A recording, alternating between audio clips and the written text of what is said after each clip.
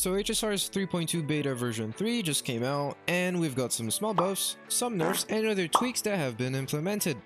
Let's start with some quick updates first before tackling the absolutely massive elephant in the room that has everyone concerned. So both Castorice and Anaxa had their kits adjusted. First of all, Anaxa has received a significant damage buff on his skill compared to previous versions. His add-ons have been changed as well, with both buffs, nerfs, and also a major change. His E4 has been nerfed, reducing the total attack increase from 120 to 60%. However, his E6 kind of compensates for this with an overall damage buff, increasing from 15 to 30%. As for his Eidolon 2, its effect has been completely revamped. Instead of granting a damage and speed bonus during his ultimate, it now applies an all-type res reduction to enemies when they enter battle. His talent, ultimate, technique, and traces have pretty much only received minor changes such as like text modifications or a few clarifications here and there, and also some minor nerfs. Now let's get onto Castorice's side. Deathwing's speed when summoned by the ult has been buffed from the previous 140 to the current 165 speed. Her skill, Rend the Realm Beneath, has received a small damage nerf,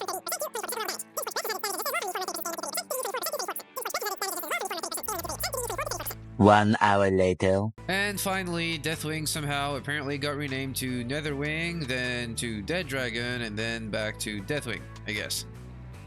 Overall, it is a nerf. Or a buff, maybe? Honestly, I couldn't tell you. It felt a bit different when playing, but it seemed to perform pretty much the same. Mind you that I didn't go through extensive testing, so take it as you will. Okay, now let's get on to her global passive. Well, for now, it's still there.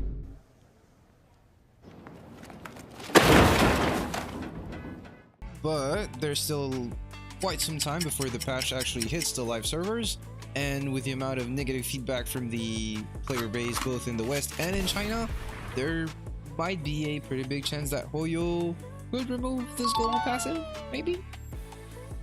Well, about that, right? It has received no tweaks, no restrictions, and they gave it a new icon for when the effect is triggered. And listen, I get it, right? There might still be a slim chance that some last minute change could happen. But the thing is, in pretty much every previous Hoyoverse beta, V3 is where things start to solidify. If something stays untouched by now, it's probably here to stay. Now, let's be clear.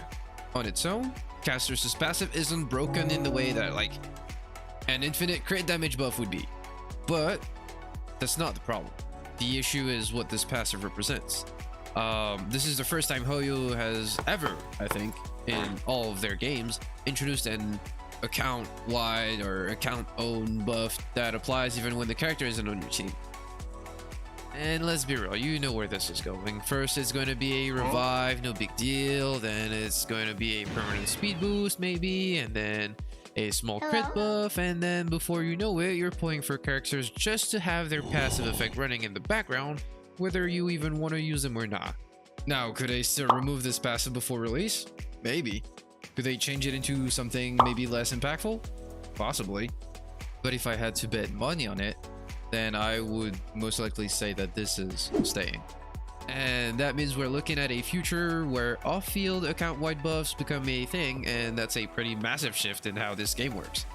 So yeah, maybe this is an early farewell to some of you out there.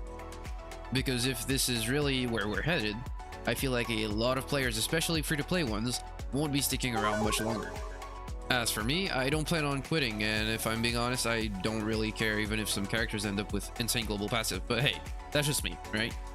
Now, for those of you who may be staying a little longer, there are also some good news, I guess. We should soon be getting new former limited characters added to the standard banner alongside their light cones. And the limited banner system will apparently now give you the choice of which standard character you would rather lose to. The information about their implementation of a 5-star character shop is still limited, so we'll keep an eye on that as well. With the anniversary coming on the 26th of April, we will also be getting 30 free pulls, and for my whale friends out there, There will also be anniversary exclusive discounts/bundles alongside the usual annual top-up bonus refresh. And that's it for the HSR updates of beta version 3. So thank you guys for watching, and hopefully I'll see you guys next time. See ya!